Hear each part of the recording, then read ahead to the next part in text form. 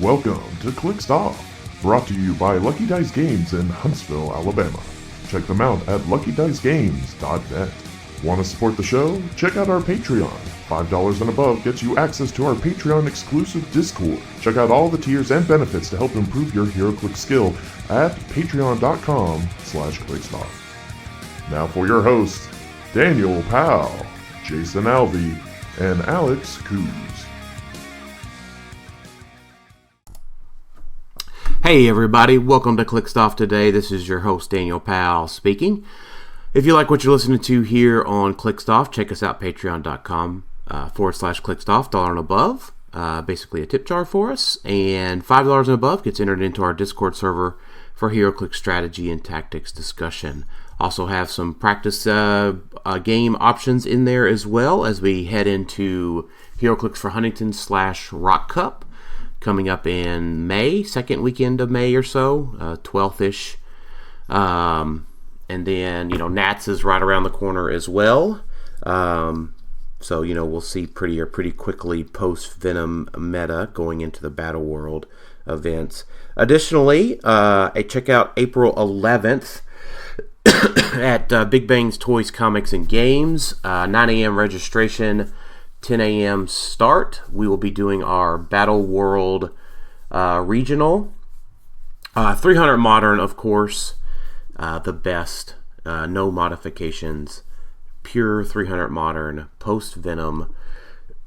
Sorry, it won't be post-Venom. And sorry, I'm coughing, folks. Venom won't be legal. It'll be the week before Venom's legal. Jason, go ahead. I got a cough. Sorry. Yeah, so it'll be right before Venom's legal. It's just going to be 300 modern. Get to use all your cool stuff from Strange Tales. We're going to have Venom Brick and Chase Booster for a prize, and we're going to have those nice black rings that came out at CCO. We're going to have the trophy constructs that came out at CCO as a participation prizing. So come get that to go with your Kyle Rayner that you got at the IC Regionals. It's going to be a good time, and hope to see you there. Yep, and apologies, folks. All that coughing that was in y'all's ear, I didn't mute it on the recording. The delay in recording post-Florida, I caught a cold down in Florida. So that and just catching up from everything over the weekend, or over the weekend being gone and stuff, just time, but mainly the cold.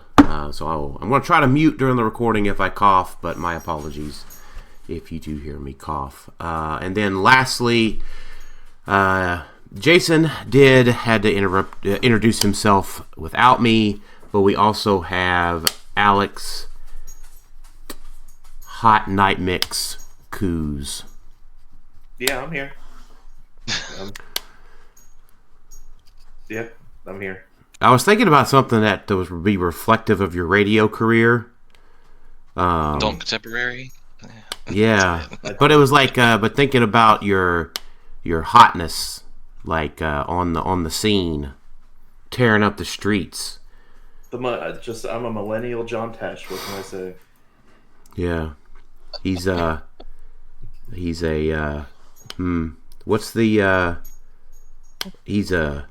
He's a man.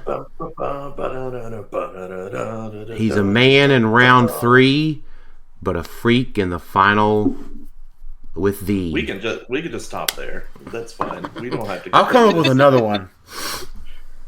Freaking round 3. What? He's I don't know, like because it's a lady in the streets, freak in the sheets. Yeah, yeah, here it is. He's a daddy with the dice, but he's a daddy when you need something. I don't know. I'll come up with something later. Missed the landing. The landing a little bit on that one. Started good, but it's all good. It's all good. Yeah. So we're going to recap CCO and the Adepticon events coming up now. Adepticon CCO was amazing. Florida was great. The events ran really well, as usual. I didn't do quite as well as I expected to because of the scourge of the meta rogue. Faced 3 rogues in a row. So, And is Rogue did like you win or lose to them? Yeah. so I lost to 2 of the 3 rogues. So does Rogue counter Spirit of Vengeance somehow? no, those stupid ass. There's 2 things. Those stupid ass defensive one-shots. The one where you can't attack her, immune. So you have to go after the back line at that point. But then Rogue just gets to smack around on your team. And then you can't prob Rogue. Like, what in the frick are you going to do? You can't prob her. You can't perplex her down. You can't outwit her. She has all of these protected things. And it's just too much. She was 3 of the top 8 at CCO. She won the Adepticon Modern event. And the pseudo modern. Yeah. Modified modern. Modified, as you like to say before. Yes. Yeah, but whatever. Sorry, she was 2 of the top 8 there. And I'll share a quote with y'all that was given to me by one of our listeners about 4 years ago.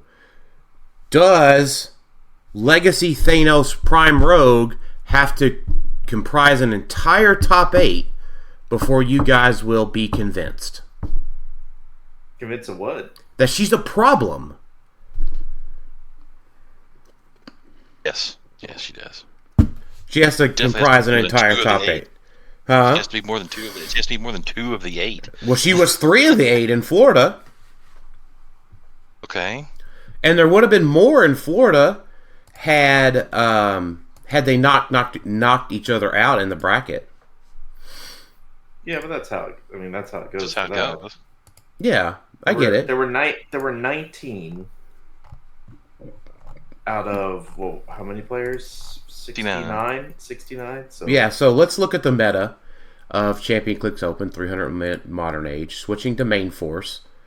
So in the meta, you have Pertegaton. He's out. You have Copycat. Okay, it's a support pog. Black Panther.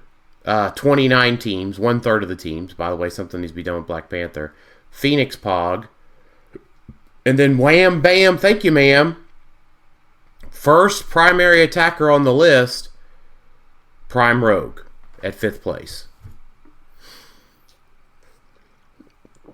So technically she's 4th because Perdegs is out. So take him out of the equation. Prime Rogue is your first thing over 30 points on the list. Yeah, and there were 6 of them in top 16. So 6 of them in top 16, that's more than 1/3 of them. Mm-hmm. So 10 of those teams had Black Panther. yeah. 6 of them had Nico Minoru. 6 Yeah. of them had Tri-Sentinel. Mm-hmm. And you're not going to get any argument from me, guys, that, like, Nico doesn't need to be, something needs to be... Nico, I think, is fine, but the defensive one-shots are a problem, and I think, Alex's solution is probably a pretty good one. You got to have a theme team to play them, or you just get one, or something like that. Yeah, because at this point, right, there's no way they're going to do like another watch list and then tackle all of them because there's just so many that would need to be touched, right? Like you got Fortify, Halt Mutants, like Spectral Armor, Crimson Bane, like you have so many of them, and then you're getting the Venom ones, which aren't as bad, but isn't there like 1 or 2 defensive Venom ones? I think, or there's some. I think there's 1 or 2 decent Venom ones. Either way, Carnage, I think. Yeah. Either way, there's not something. They're not going to just be like, yeah, we're going to ban all of these, or we're going to fix all of these. I think requiring Theme Team to play one-shots, period, helps a lot. Because I think almost every one of these teams, every Rogue team, I think, was non-theme. Like I don't think. I mean, out of the top cuts, there may have been a later one that did, like X-Men or something. Well, so here's the thing: is that here's what's neat, Alex. There's been an update to HC units. If you go to the event meta, click on Rogue. It'll pull up her unit card, and then you can click on teams, and then see all of the teams that she was on. Yeah, no, I know that. Yeah, we knew about that. Yeah, I asked for that feature. Yeah, I've been clicking through them, and I've gotten down to top 32, and none of them were themed. I think you get to 34th place. David Nelson had an X-Men team that had Rogue and Hadari on it. But that just, not saying anything negative about David Nelson or his playing capabilities, but that just shows like they had to go non-theme with Rogue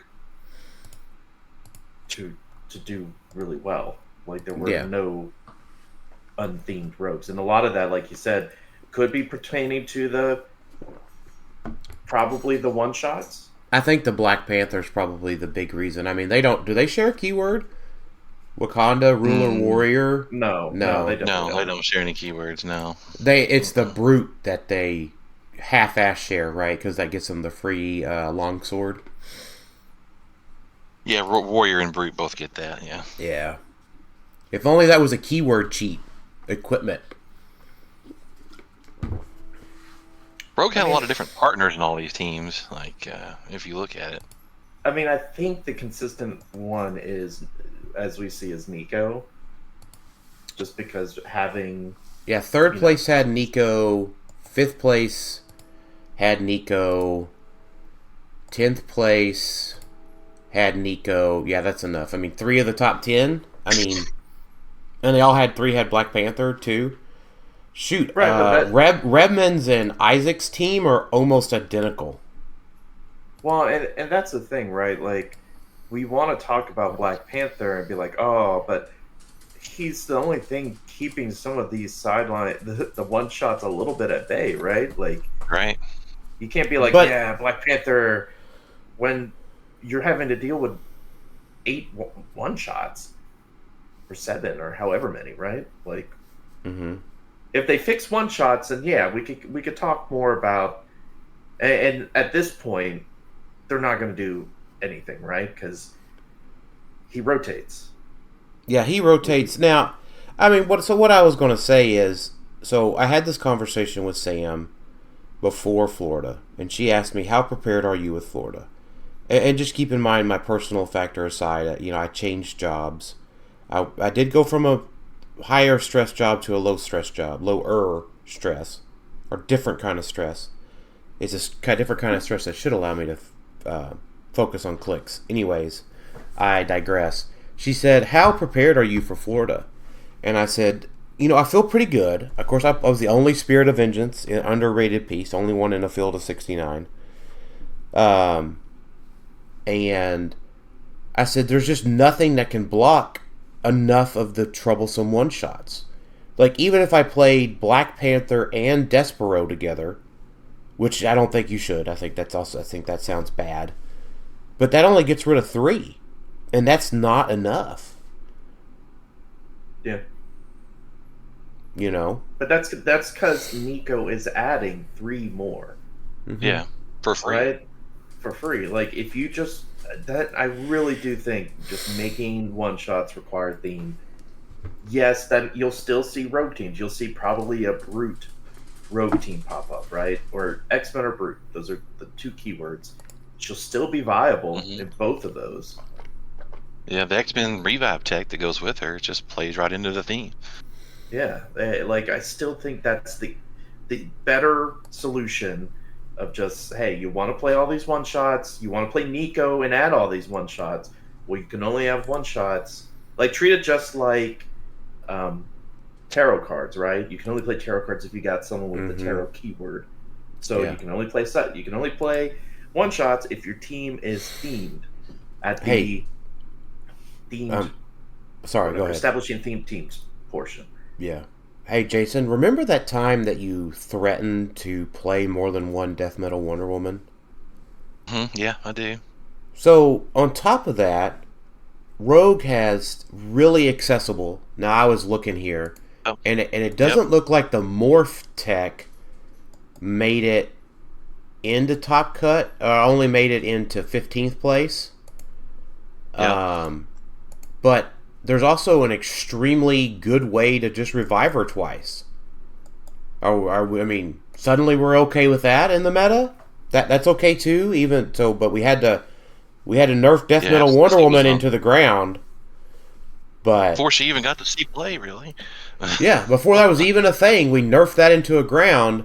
But playing Rogue with Morph and Abscissa, completely fine. Let's revive her twice. That's okay. We're okay with that. Just the disparity or the inconsistency of the correction of the watch list is absurd. I mean, she's also one of the best things that's not super affected by Beetlejuice either, so it probably plays into it as well. And that's the thing. Well, she won the modified modern at Adepticon. She won even into second place. Let's talk about Adepticon then. She won Adepticon, and what did we see out of there? Is that very quickly the free action teams took over. Because you look at the Clixomania at Adepticon, events, Saturday, Modern, we see Brody Bobliadek come back with his team that he won Red, White, and Clix with some tweaks, with all the free actions. Captain America that does his free flurry. Spot, who does all of Spot things. Like I said, Spot needs to go with Beetlejuice. That's right. Reverse Flash, who does a bunch of free stuff. He played 3 super heavy free action abusers, and I agree with you. Spot needs to be something dealt with him too. But Pagano Bro comes in, cleans up, Rogue wins even in the face. It was a 10-point game. 110 to 120. Wins a win. Doesn't matter if it's an inch or a mile. I know, but it could have been either way. But yeah. So with Beetlejuice in, with Beetlejuice out, Rogue is outperforming the meta by a mile. And what's the interesting thing? I mean, Beetlejuice does slow her down, obviously. She only gets 1 attack instead of consistently 2, right? So let's talk about what sorry, Alex. I'll let you finish your point, and then I'll talk about that.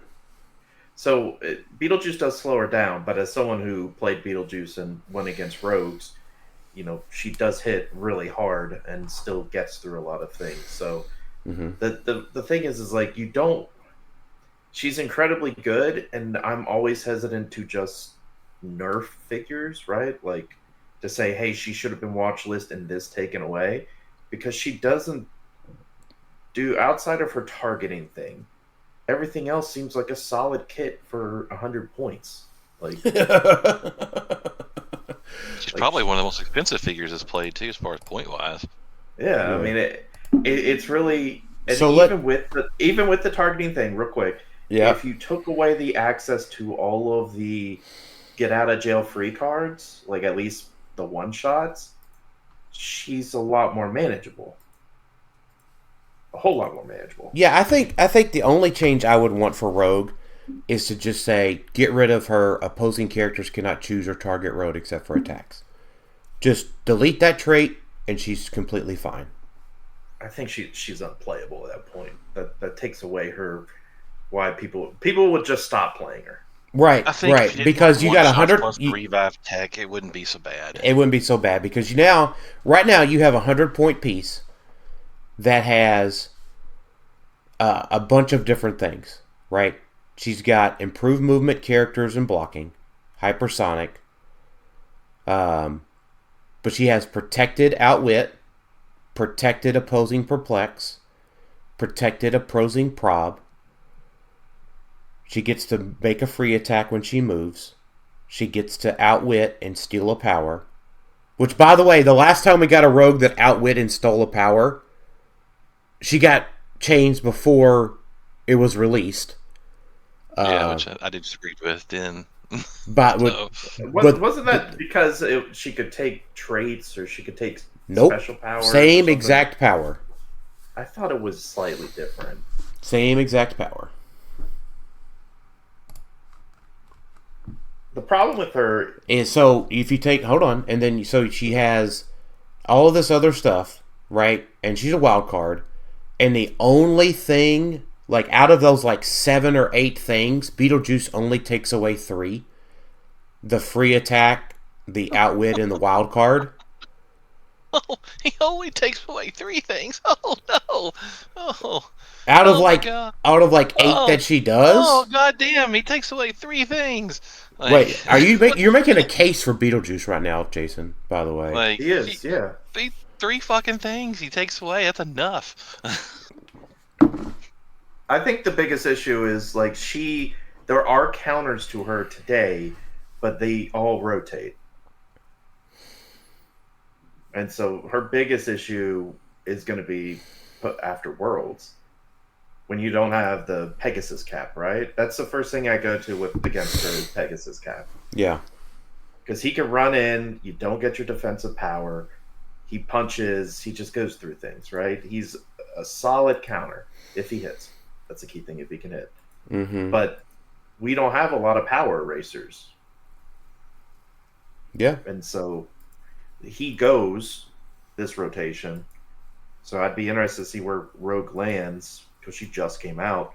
So we have 2 years of her. Yeah. She hasn't even been through Worlds yet. Yeah. So got plenty of time. But I don't think anything's going to change before Worlds. I know, and that's so unfortunate that they're just totally okay with that. She's not even affected by Loki either, by the way. Loki takes away 1 thing on 3 clicks of her 7-click dial. I think the biggest thing, like, is there a lot? Do we have many or any characters that take away improved movement? I think the improved movement is probably one of the bigger issues. Didn't Plastic Man retire this past rotation? Yeah. I feel like there may be 1 or 2 obscure pieces that you probably wouldn't ever play, but when I remember playing against Rogue, that was you couldn't tie her down, right? She just runs away. So that means she always gets that free attack each turn. Mm-hmm. Assuming that she rolls, right? Like she hits the willpower that she gets from Destroyer armor to remove a token, but she's going to move every turn. So it's kind of, I think. She's attacking twice every turn. Right, but if she got tied up, like that's the point. You can't tie her up. That was the biggest issue I had. Was I was trying to slow her down, and she just hypersonics away every time. Yeah. That's what I'm thinking. Just get rid of the opposing characters can't choose or target Rogue except for attacks. Just rework that or get rid of it. And she's still completely playable. She's just not this auto play, run around, smack stuff, easy mode piece that she is right now.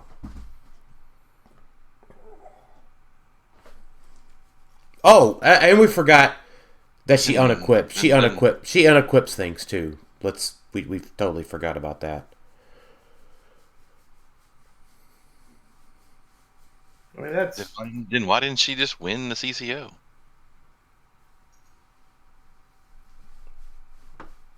Great question. That's a good question. All the streams are up on Dial H. Go watch the tape. And I don't know. I mean, at this point, Wiz Kids has already proven that they just don't care. So, you know. No, I mean it seems pretty obvious. The meta has been shrunk. Which only forces her to be played more because she fits into that shrunken meta that exists. Yeah, I think the key thing is if your team has enough attacks, that's how you're going to get through her. Like even if she has all of the one shots, you're gonna, if you keep making them burn through. Yeah. And of course she doesn't get all of them, right? Like No. She doesn't have mystical, so all the mystical ones, some of them affect her, but not all of them affect her, right? So if you could burn through, which is what I think happened with like, and this is something we need to talk about too, is like the cool teams that did come out of it, like the resurgence of Hawkeye and Hawkeye from the winner, right? Joshuaparlin. Yeah. Like that's cool because Hawkeye and Hawkeye gives you 2 attacks not affected by Beetlejuice because it's just once per turn when they make an attack. After resolutions, make an attack. Their issue before was that they you needed to have different elevation, right? And then you running shot shoot, but you just give them Avatar of you give them Animal Man, and they could just hypersonic around and make 2 shots if you really want to. Like so, Josafa's team was Hawkeye with Animal Man, Nico, Reverse Flash, the Miles Spider-Man from the starter kit or the 400 kit, sorry, the one that which he didn't have the Mjolnir.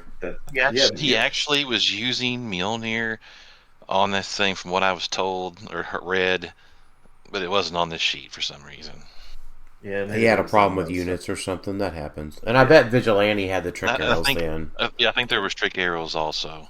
Yeah, it just wasn't, both, for some reason it didn't show up. And that is something people forget. Everyone has stopped playing trick arrows. I don't remember the last time I went against someone with trick arrows anymore. No, it's been a while. And I know it's because we lost the big one, right, from next phase. But there's still good ones. But he had that, and then Vigilante, Perdegaton, Tri-Sentinel, and Copycat. So he's got a ton of attacks. The only things that he doesn't have that I'm curious about is, like, it's interesting. He actually has a mystery card on there. I forgot there was one still legal. Yeah. Fuse question. Mm-hmm. He had a mostly detective team. I guess just Hawkeye and Hawkeye then. Sorry, I thought Vigilante had it too. My bad. No. Yeah. So when a friendly character with the listed keyword occupying hindering terrain hits one or more characters, so you could probably make that happen pretty easy with Hawkeye and Hawkeye. It gives accessibility to like smoke markers. I'm surprised he played that necessarily over. Like reverse, it's not reverse flash. It's whatever the flash is. The black flash. Oh, black flash. Mm-hmm. Yeah, because he's got reverse flash. Wouldn't black flash work off of reverse flash, right? Correct, because they're speedster. It works off anybody with the speedster keyword. Yeah, so that might have been something different I'd do, but he won, so who cares? I'd probably actually take away maybe Ares. No, you want an Ares spawn with Spider-Man, right? Yeah. I guess that's the point. So you want Ares. His team is fairly Beetlejuice safe, except for like Reverse Flash doesn't get a flurry. Yeah, Vigilante doesn't get his free attack. And Hawkeye doesn't get to choose their Animal Man or Grapple Arrow. Yeah, so I don't know when he would ever bring in Beetlejuice. So he might have just had that on there as a blocker, like as a scare tactic. But as we saw in this, because I saw in a few other builds and some other tournaments, if you don't have that reverse flash, or you don't have the flash iconics, you should probably get it. Pretty good. That one flash, the black flash, the sideline active, and anyone with speedster after resolution steal that opposing character 1 unavoidable damage. That combo with adding the bloodstone. Pretty good. Mm-hmm. Sure is. Yeah, I mean, I think, obviously Joseph was extremely talented. And we saw 2 Hawkeye and Hawkeye teams come out of the Phoenix Nest camp. I think really the big thing that attributes to Hawkeye and Hawkeye's success right behind the player's skill was everybody forgot that they existed. Well, like I said, they fell off because of the move and attack in range took a big hit. Yeah. So I think Animal Man is what enables Hawkeye and Hawkeye to be good again. Just in general. Yeah. And they're Beetlejuice proof. Yeah. Yeah. So, I'm with you. And the good thing is, like, and this is another issue with all these other teams, is that the Hawkeye and Hawkeye team is, I won't say inexpensive because they do have a Tri-Sentinel on it. And a Nico. Yeah. But like you could probably forego a Tri-Sentinel. Like if you were trying to look at the top 8 of this of CCO and you're like, oh, I want to play that at my Battle World or at locals. A lot of these teams are like pushing 500 plus, I feel like, with some of these Tri-Sentinels, Nikos, the Rogues are what, over 100 at this point? Yeah, she's still probably 140 or something. Yeah, so like if you're trying to play any of these teams, the main pieces are just so expensive. Like the Phoenix Force Thor, you could probably get away with, right? The problem with Phoenix Force Thor is you have to play the Gaia. Yeah. Which she's not... She's less than 100, I think. No, I don't think so. No. So. Is she below 200 at the moment? That's the... Because she's normally trading at $200. Now, she might be cheaper now because I haven't looked in a while. Well, you can buy her now for like $130 on eBay. Yeah, I'm looking right now. Yeah, $130 plus $8 shipping. Yeah. So she's she just sold for $160 twice this month. Yeah, I mean, it does it just feel like things are so... I mean, I know the whole economy feels like things are so expensive, but like, it just feels like all these figures are so much more expensive for some reason. It's like several things have spiked suddenly. Yeah, like I'm looking now to be like, okay, I might be going to the Atlanta tournament in a couple weeks, right? What do I want to play? And it's like, well, Tri-Sentinels are good to have on a team. Well, that's like a $200 investment if you want one on your team. And so it's like, okay, well, my original idea where I need 2 of them, probably not going to happen. I'm not going to suddenly drop $300, $400 to play 2 15-point figures. So, like, what's my next option? Well, Rogue, also over $100. Nico, over $100. Like, you want to play some of these top teams. And I know that's been the case for, there's always been 1 or 2 pieces, right? That's been really, really expensive. Especially, like, the Ultra Chases. It just feels like everything is now. Like, everything is just ridiculously expensive.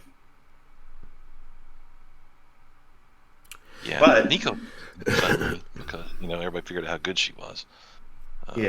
Luckily though, I think outside of Nico, like you could probably, if you're wanting to look for a team to play locally or at a thing, Josafa's team's not a bad, like not that expensive outside of the Nico. You can forgo the Tri-Sentinel, right? Like you can use that 15 points elsewhere and find something else to play if you really want to. But like to get the 400 kit Spider-Man's not that bad. Vigilante's not. I don't know how much his legacy card is. Vigilante's not that expensive on the legacy card. No, he's not. And Hawkeye isn't expensive either. It's really just Nico. That's like pricey. I have I have updated guidance on the number of Tri-Sentinels per team. Oh yeah. Going into CCO, I thought the optimal number was 3. I have now backed that down to 2. Yeah. The action economy only led to 1 Tri-Sentinel moving forward, carrying another Tri-Sentinel, and then that Tri-Sentinel sidestepping. That was probably the most effective use of the Tri-Sentinels. So backing down my guidance from 3 to 2. I agree with that. I think I was sitting at 2 to begin with. Mostly from an economy standpoint, not an action economy, but financial economy. Actually, financial economy, yeah. Financial economy doesn't play into winning at Heroclix. I know. Well, it does and it doesn't. Like, you're right. The good players will get the pieces they need.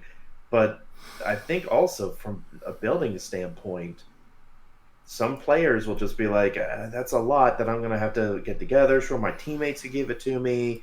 But sometimes teammates can't give it to you, especially Tri-Sentinels, right? What'd you say, Jason? Oh, there was a Tri-Sentinel card that sold for freaking $100 yesterday on eBay. Oh. A poor guy. I hate when that happens to me on eBay when you're like, everyone's getting so much, I'm going to put mine up. It was an auction and it got one bid. Wow. People be sleeping. Wow.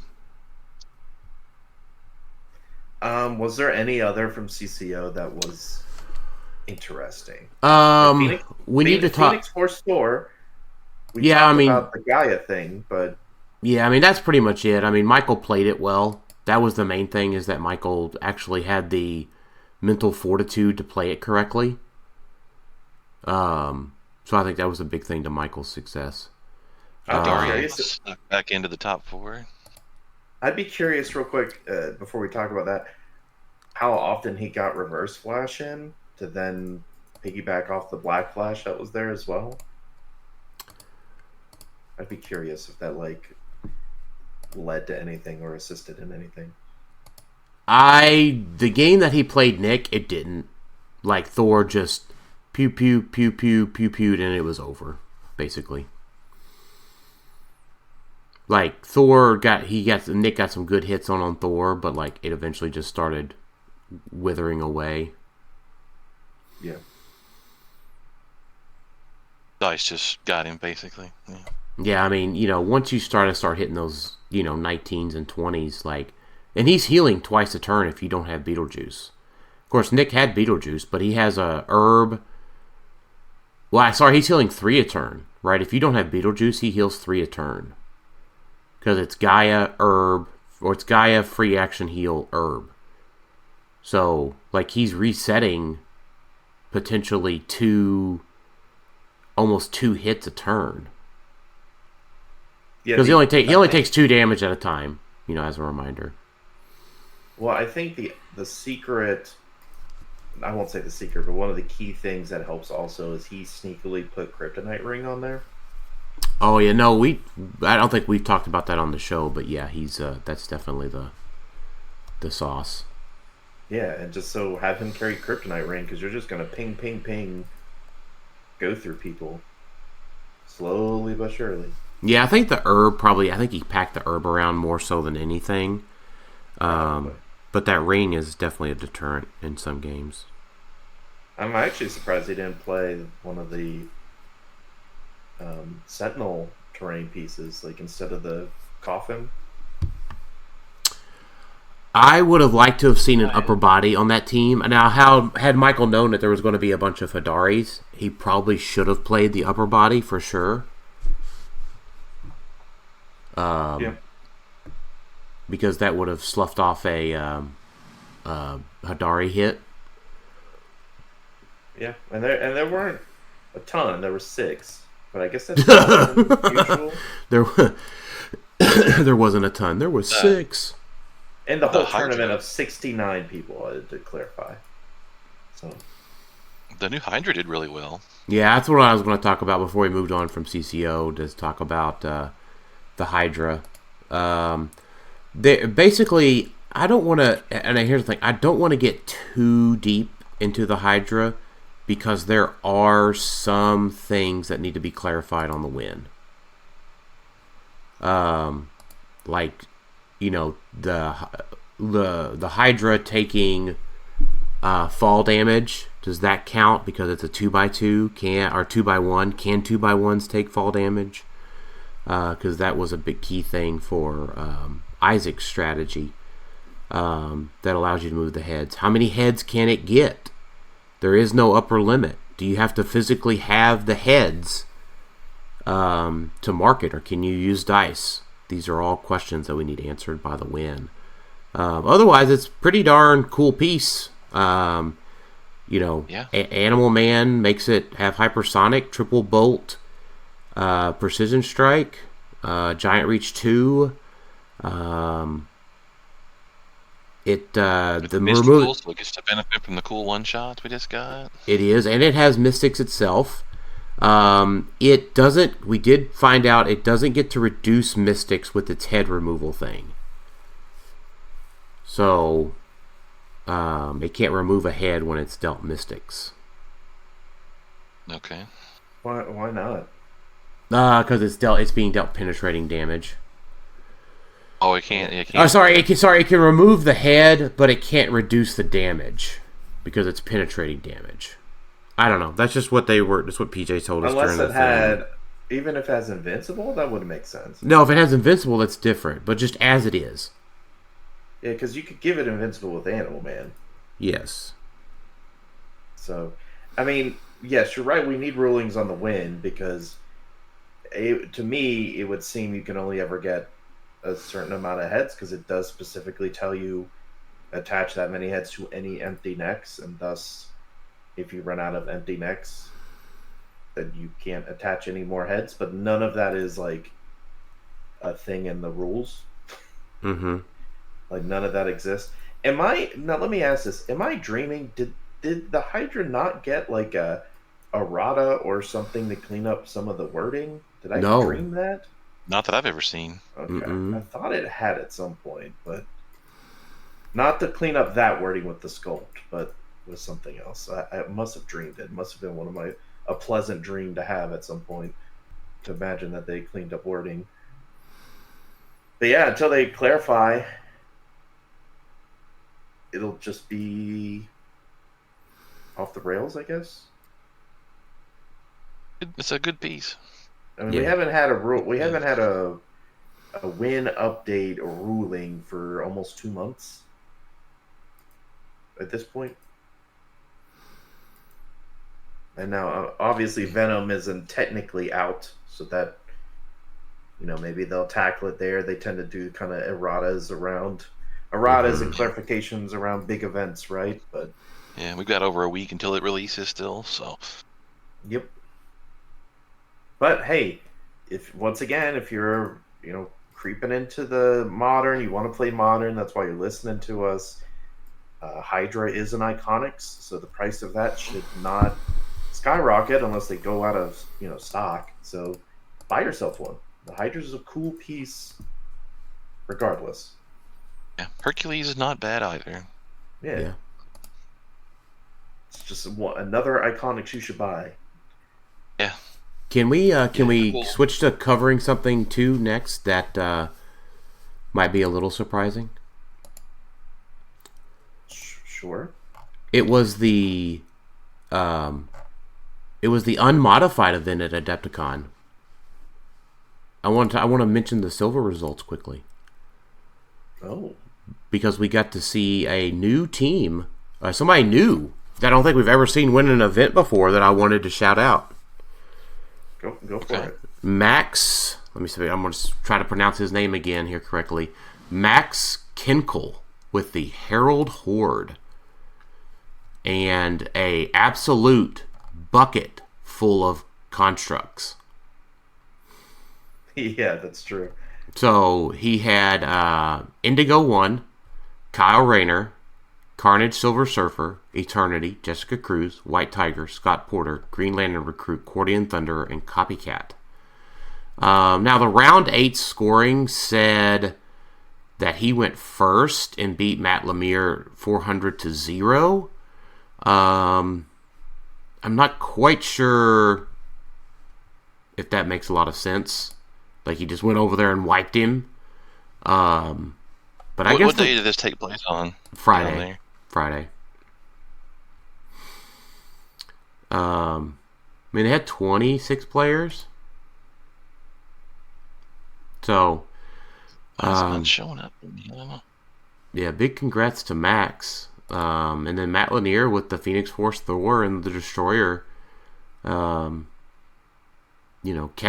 I think he had a lot of the things that I would have expected to see in a silver team, right? Kevin, Avatar of Tarret, Dark Phoenix, Avatar of the Phoenix Forks, Felix Faust, Ring of TK, all of the good stuff. The Phoenix Force Thor, I think Matt has played that in other Silver Age events. But Dark Phoenix with Obsissa and the Revival tech is pretty neat. Then that gives her, poison. Can't do much with the regen, but if Dark Phoenix poisons something and KOs it, she gets to heal, right? Yeah, when Dark Phoenix KOs an opposing character or an opposing character takes 4 or more damage from her attack after resolutions heal her 1 click. So that's cool. Giving her poison for just free is a very cool thing to do, and she gets to have a revive. I like that. Yeah. Solid. So, but I think Venom should be legal for Rock Cup. It's releasing at the beginning of April, and Rock Cup is in the middle of May. If Rock Cup says that Venom's not legal because of some blah blah blah reason like they did for states, I will be severely disappointed. Up until the point I just may not attend. Yeah, no, it's over a month difference. Why would it? Yeah, I don't think that'll be a big difference. I think they won't do anything. It doesn't mean they wouldn't. They keep an eye on anything that's game breaking. So it doesn't mean they wouldn't come out ahead of the storm and say, "Oh, this particular piece is, put on the ban list for silver for now," right? If anything heinous comes out, they've done that before, right? Yeah, I'm okay with that, but just saying the whole set's not going to be legal because of some BS reason like they did for states, I'm not gonna fly with that again.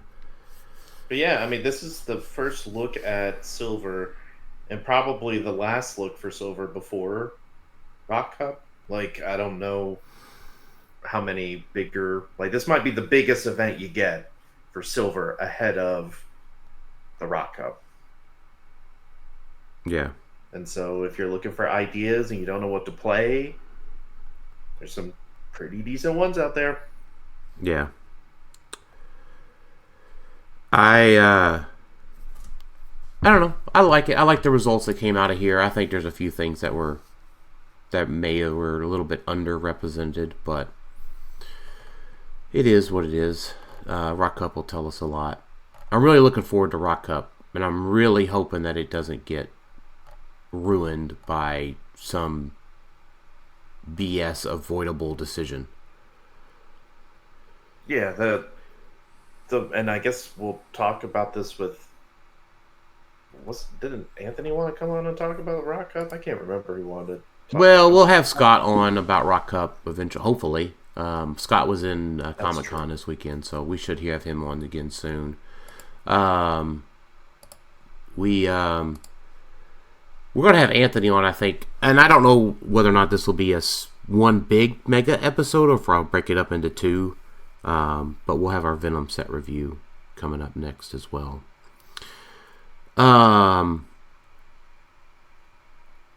What do you guys want to talk about, or do you want to go into some questions? Let's see. Was there any other teams, Jason, that you saw that from the CCO event that you wanted to talk about? From the modern event, there's a dark side team. I thought that was kind of cool. Oh, was that dark side team? Yeah, it got 12th. Gabe Bischoff played it, went 4-2.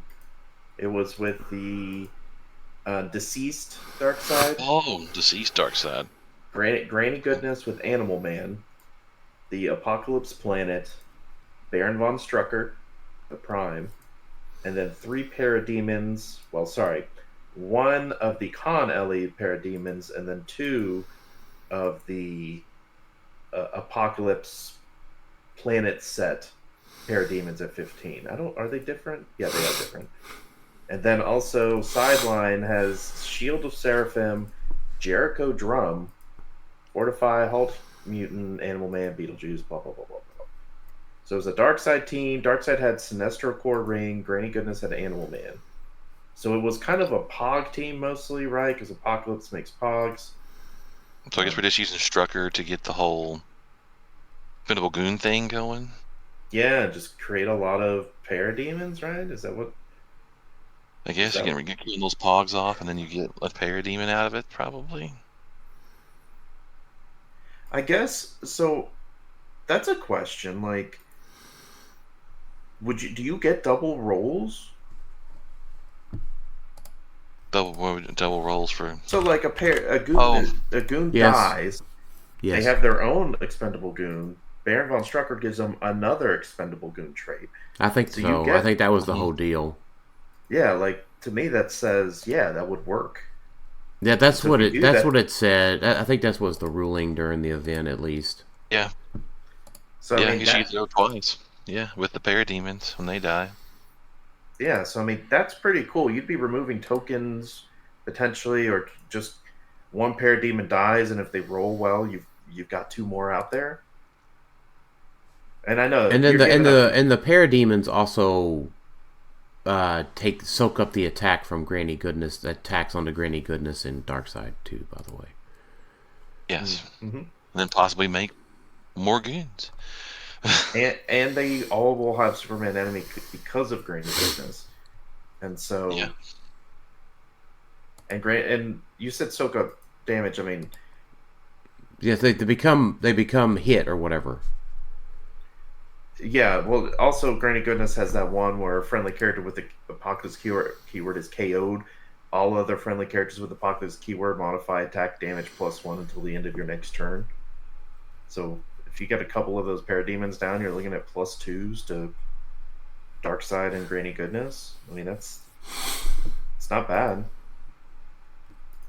Oh, It's neat. not bad. It's a neat team that, once Yeah. again, probably pretty inexpensive.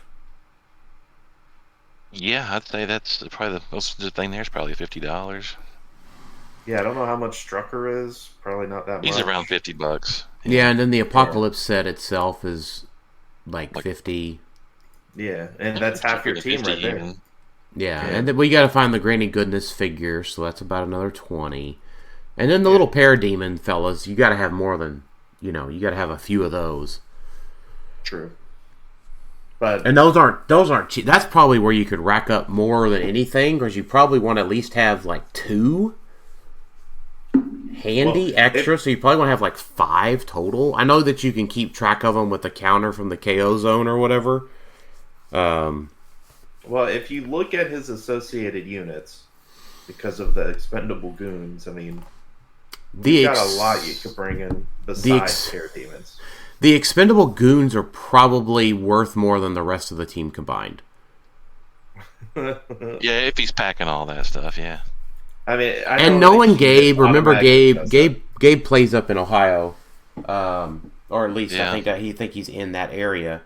Yeah, Nolan Gabe, he probably had all of these guys. I don't remember seeing what he had in his box, but he probably had them, and he probably had a specific plan for when he was going to generate them. And if he didn't have all of them, he probably at least had a matrix right in his head or in his notes of who he's going to generate when. He's the same guy that played the Prime War Machine with all the Correct. hogs, right? Yeah. So I mean, that was a surprising team to see. We also saw there was a cable team. Yeah. Prime Cable with Chase, Mr. Sinister, John Constantine from Masters of Time, a couple Tri-Sentinels, a couple Copycats. There was a Flash Raptor team with Ulysses Bloodstone. Yeah. Prime well, Flash. too. That First team, Flash. my understanding, that team ran into Mystics and Yeah. couldn't handle it anymore. Like Yeah. that was the eventual downfall. It just ran into a team full of Mystics. That's what I heard on site. Right? I mean, I don't know exactly what it faced, but it just couldn't face a team full of Mystics. I And can then see the problem. Yeah. Yeah, and then Alex Mater played Hawkeye and Hawkeye, but with the Gauntlet Spider-Man in Despero.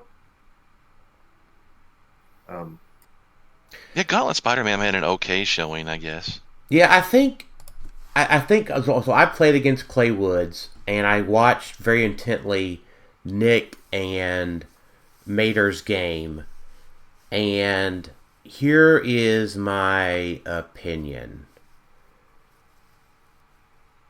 Spider-Man just sucks. Yeah, there were 6 teams that played that Spider-Man.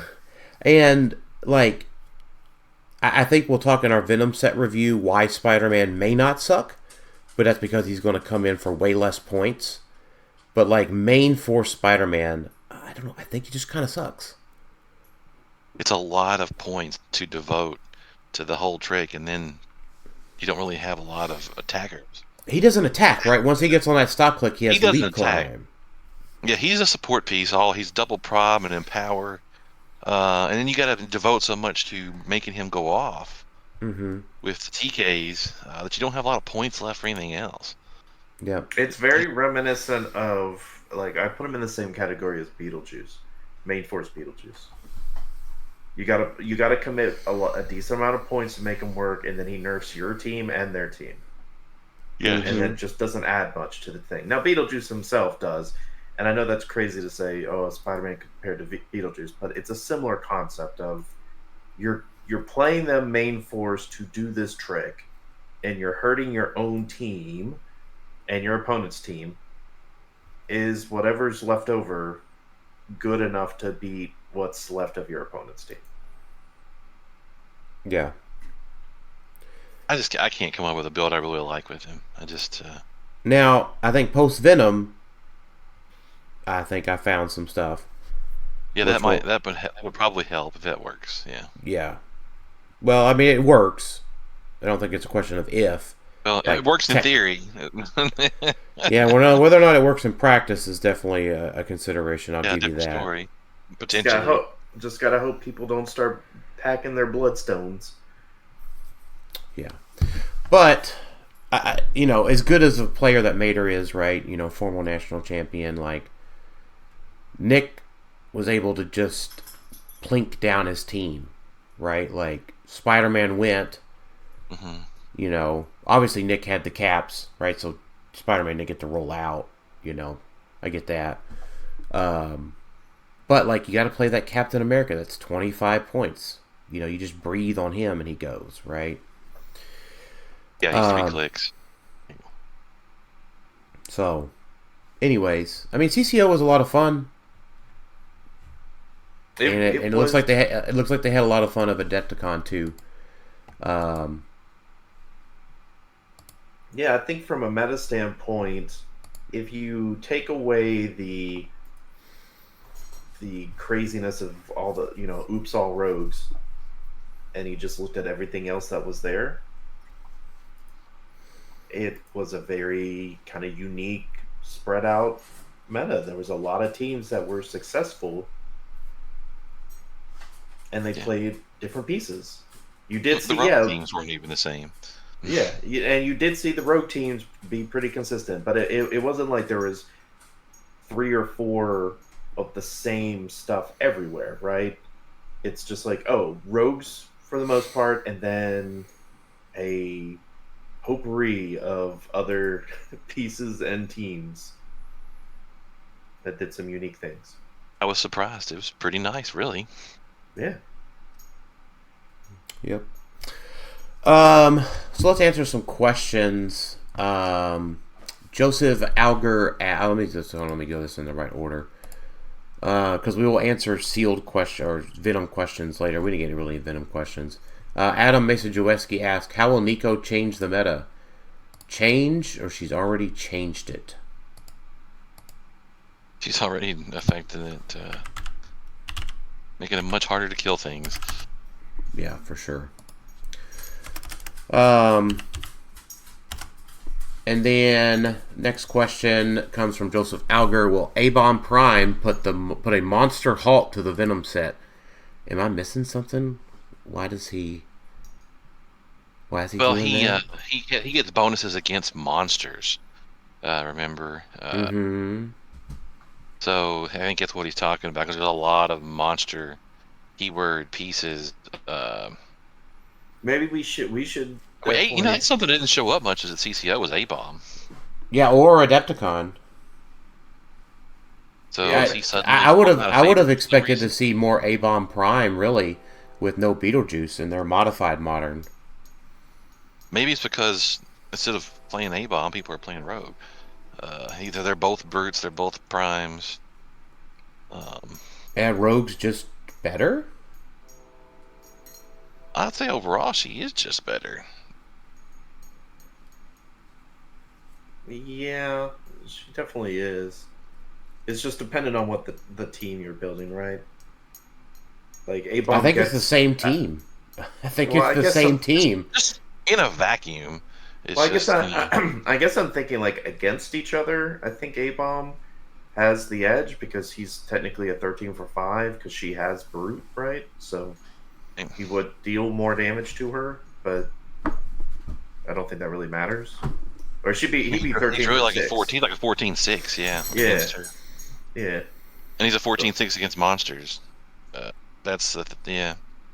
I'll say this, Joseph. Wait until you hear our set review. Because we don't know about Venom set until we review it. So to be honest, I don't. Because I haven't looked at it. I opened up my sealed packs and looked through the cards, and I was like, "This sucks. Let's go to B-dubs." Yeah, I've looked at it sparingly, so we will keep A-Bomb Prime in our mind while we're going through Venom set. Yeah, because he's 13-5, right? Because he has the CCE, and then he'd be 14-6 with he attacks a monster because of the 2 combo of things. Yep. Pretty good. You know, I think the other thing too is, yeah, I think Joseph, you're right. Maybe he makes an uptick because of the Venom set, but I doubt it. There's not that many good pieces in Venom. Jason, no. Jason, don't spoil it. No, Alex will want to talk about it. No, we want people to listen to the episode. So is there a lot of bad pieces? They suck.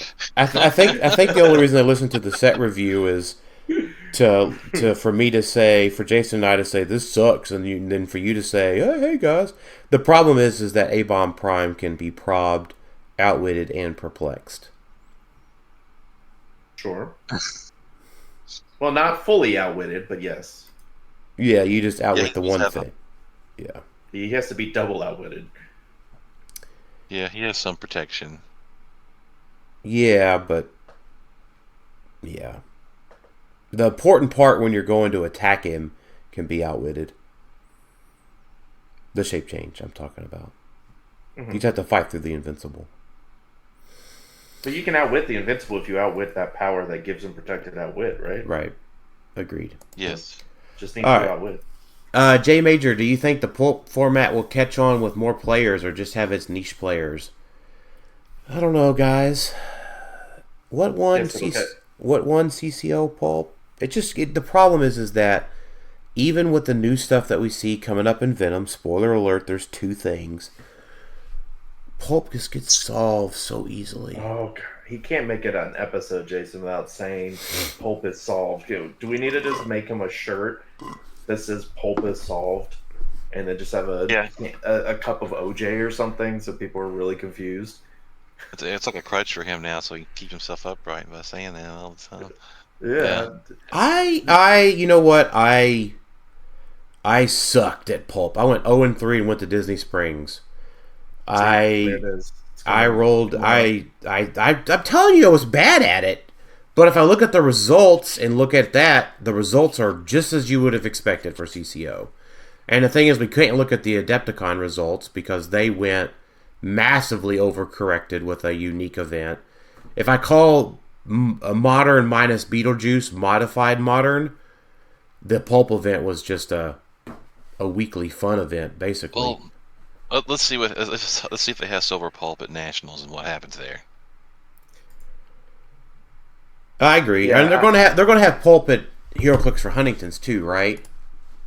I think yes. Let's take a look. That's right. They'll have Heroclix for Huntington's. Thursday, so I don't know how many people will be there. But... Yeah, that's the problem. Yeah, it's Thursday night. Thursday night they'll be. Yeah, so Wednesday is the Tracy Brock Memorial. Thursday is Pulp Silver Age at 8 p.m. Central. Yeah, it's after the Extreme Highlander. I could just drive down after work. No, that's Friday. Friday is the Extreme Highlander. Friday morning is the Extreme Highlander. Yeah, Friday morning. It says Thursday morning is the 2v2 constructed Extreme Highlander is what this says. No, I'm talking about the Silver Age Pulp, yeah. Yeah, and so that's what's on the day, Thursday, and then Thursday night is Silver Pulp. But to answer Jay's question... never mind. I see what you're saying now, Alex, sorry. Thursday at 10 a.m. is 2v2 Silver Age. Sorry, I didn't even see that. Yeah, yeah, and they haven't gone into a lot of detail like they usually do yet of breaking everything down. That's usually Yeah. when Porter makes his rounds everywhere to talk about it more. So that'll be coming here shortly.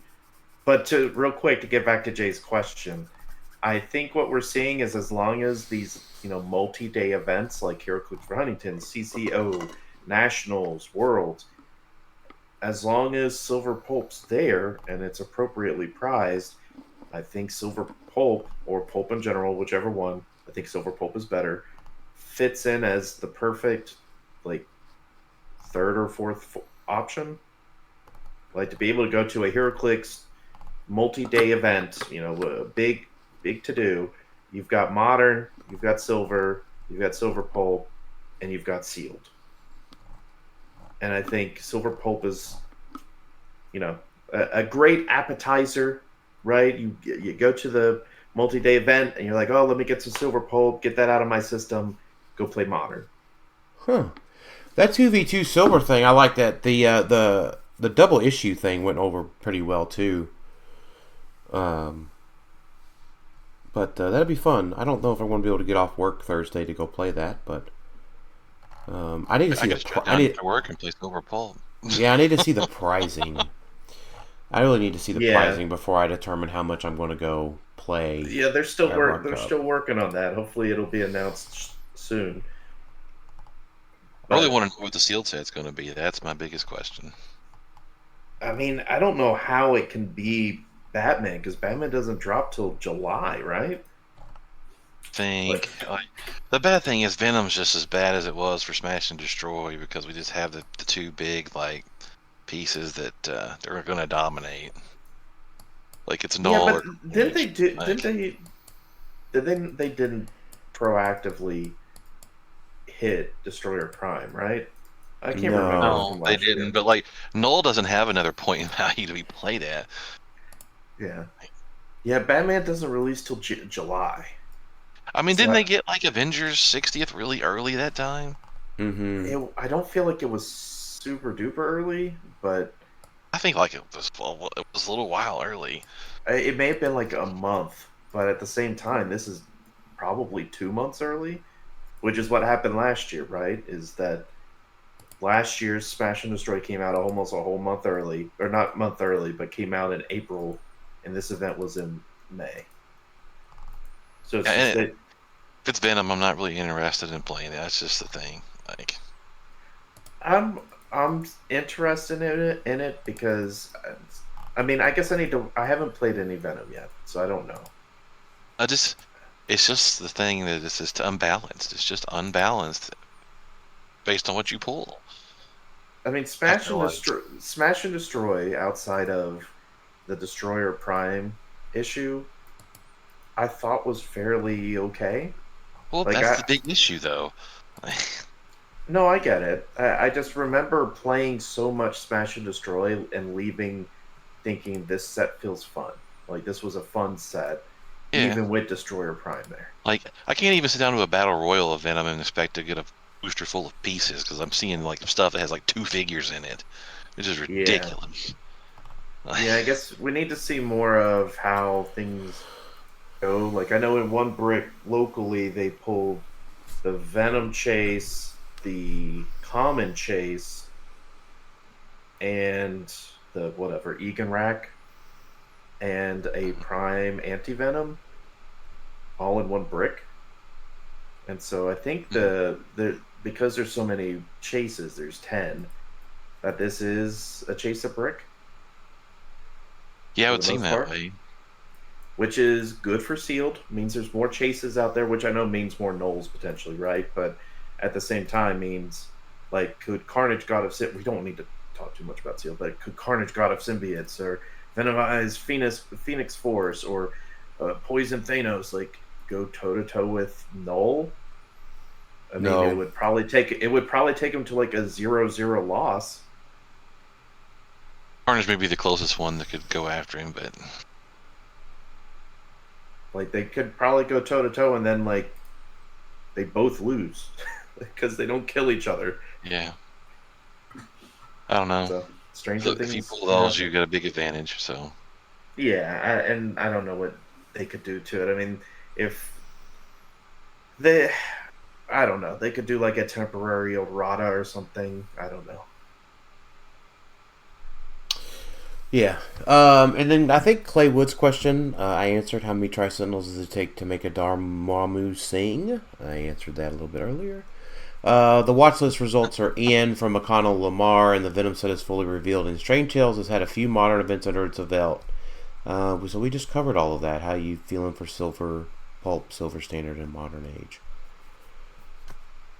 Yeah, it remains to be seen about. You'll hear about Venom in our next episode. How we feel in general.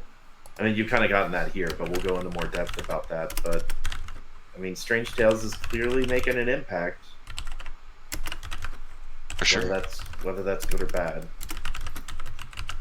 it doesn't really have a few events under its belt. It's got one, but 1.95. Not a lot of impact outside of like Nico and Loki Sorcerer Supreme and the one shots thus far. And the Tri-Sentinel. Yeah, and the Tri-Sentinel, but maybe Dark Hulk. We've talked about him a few times. I expected to see more Dark Hulk and didn't. I was really surprised. Maybe they're not ready for the tech yet. It's not there yet. They're getting all these monsters from Venom. I was surprised we didn't see much Eternity. Oh, I'm ready for more Eternity. Yeah, me too. I We think just didn't see much of him in that tournament. I think Eternity, as we saw in the one Silver Age thing that Dan brought up, right? Like that team with all of the constructs played Eternity, the Legacy Eternity. So I think Eternity will see a lot more play in Silver because it's a very solid 50-point shoot through everything piece that you can definitely bolster a lot better. He's very adaptable. Mm-hmm. Oh yeah. Yeah, I tend to agree with that. All right. Well, let's wrap this up as an episode. I'll get it out tomorrow before we start our set review. Thoughts? Final thoughts and questions for the CCO and Adepticon wrap-up?